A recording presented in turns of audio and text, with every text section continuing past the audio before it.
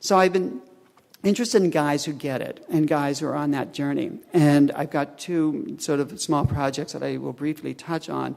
One is a project that's focused on crossing borders. I'm interested in differently straight males or males who queer the heteromasculine. And those males are those who move from the center to the margins of both heterosexuality and masculinity, who identify as heterosexual and navigate their masculinity in ways that locate them outside of normative constructions of heterosexuality. They're the guys that people look at and say, must be gay, because he walks in a certain way, he has a certain tone of his voice. I often get that. I use my hands a lot, and I smile a lot, and students will say, are you gay? I'm going, well, why do you think I'm gay?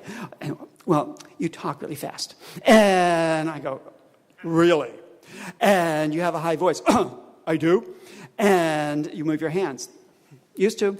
And we sort of know what that nuanced masculinity, heterosexuality really means is that we shut down, we hold back, we close up. And so men who aren't doing that and refusing to do it and hold on to their identity of feeling like good people is just magical, and models. So these males also disrupt traditional images of what it means to be both heterosexual and masculine, and they can be disturbing in terms of upsetting the apple cart, making people nervous. Parents worry, is he gay? Girlfriends worry, I don't know, he's too nice. You might not want to take him seriously. And I've had students tell me that one student came to me saying, my mother and father hate my fiance. And I said, why? He says, I teach in western Pennsylvania, right near Punxsutawney, Pennsylvania, which is where Punxsutawney Phil, if you ever heard of that, lives. But it's a very rural area. And she said her mother and father were convinced that her fiancé wasn't straight. He thought he was gay. And I said, why? And she said, he doesn't drive a pickup truck. And I thought, wow, for the price of a pickup truck, you can get your sexual orientation labeled in any way you want. But these guys on this photo, and I've got a couple of other photos I'll show you, are part of a photo shoot that I did with an artist with a New York State art grant. But they're both heterosexual males who are just totally in love with each other. They were friends, actually close friends of my stepson, Jesse Crane, who's here today as well. And they were at our college. I was teaching at Ithaca College. And they held hands when they walked across campus. Some days they wore skirts. They kissed on the lips when they greeted each other. And they just totally wanted to upset the apple cart in terms of their heterosexuality. And they did.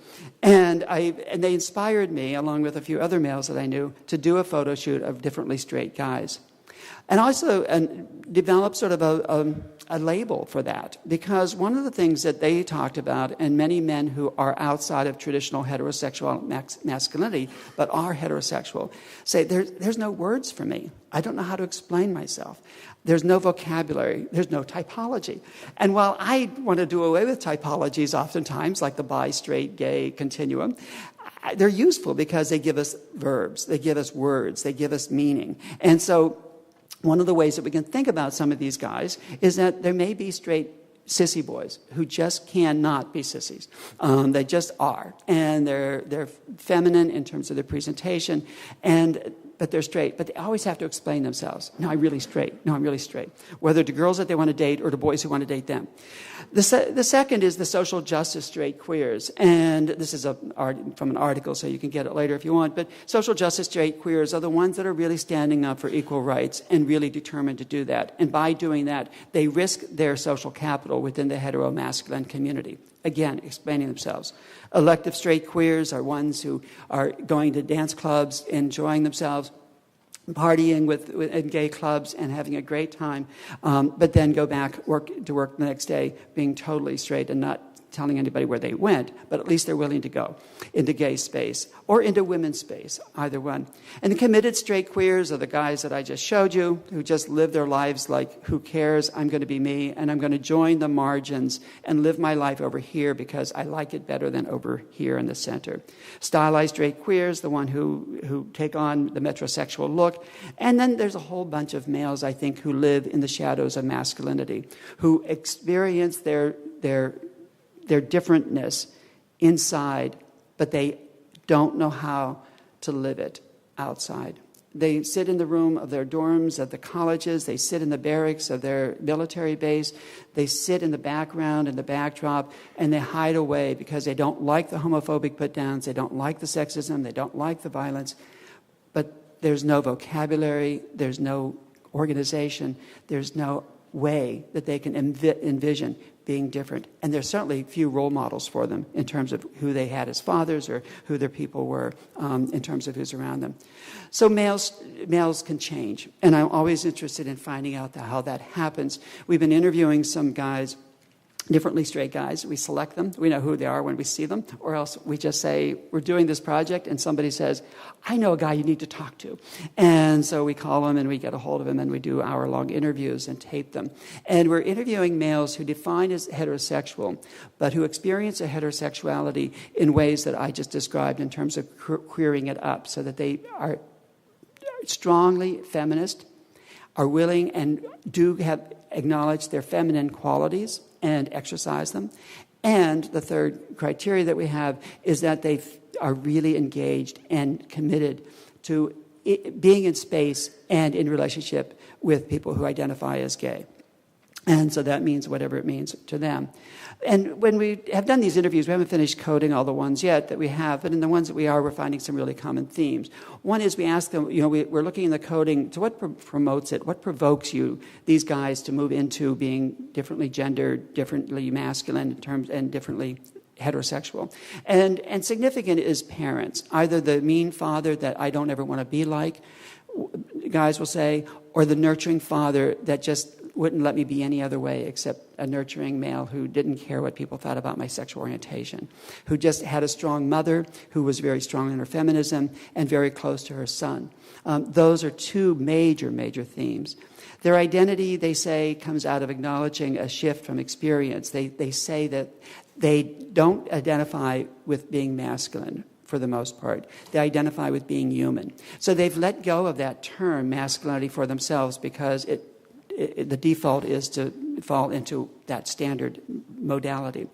They take action. They are engaged with people who are women. They identify with women's issues. They take on women's issues, but they also take on qualities of women's lives into their own lives. I admire people that are equal rights feminists, but I'm really engaged in honoring people who are male, who take on feminine ways of being and say, I want some of that. Guys who are straight, who see gay males and their interactions with each other that are positive and say, I want some of that. And I don't care if people think I'm gay. And then the consequences, these guys are reporting that they have great self-esteem, they have great sex, which I think is a marketing tool, but they also have much more open friendships with their male friends, they're much more intimate with their male friends, and they're not afraid of it.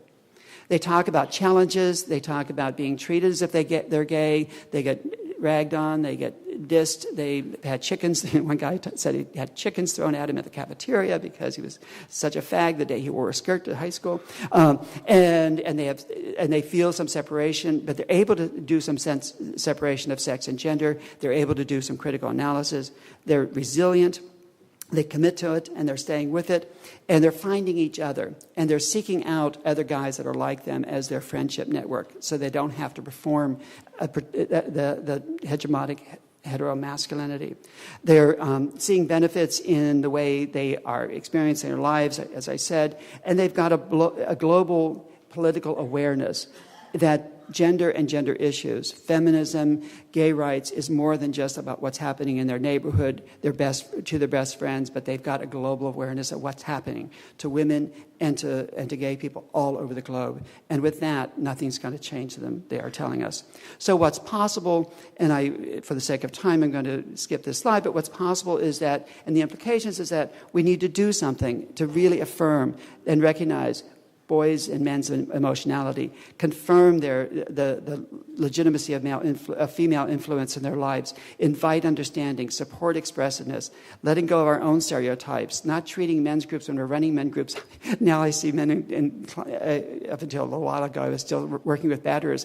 But my approach now is just like, so glad you're in this group. My job is to love you up, because something happened along the way that you didn't get loved up well.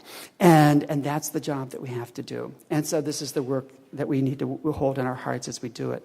So I'm interested in also images and marketing a new masculinity. And I won't take time to read these slides, but they are, and if you want them, you can email me. But there's slides that sort of continue that photo exhibit that look at how males are with each other.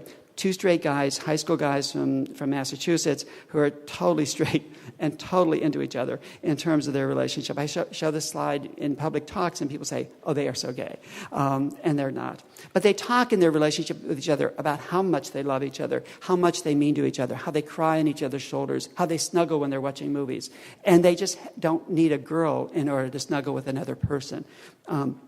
These two guys, high school guys from Ithaca, New York, also just totally in love with each other, talk about sharing their feelings, talking about how different it is for them compared to other guys in their high school because they have each other and they've got somebody to be with emotionally.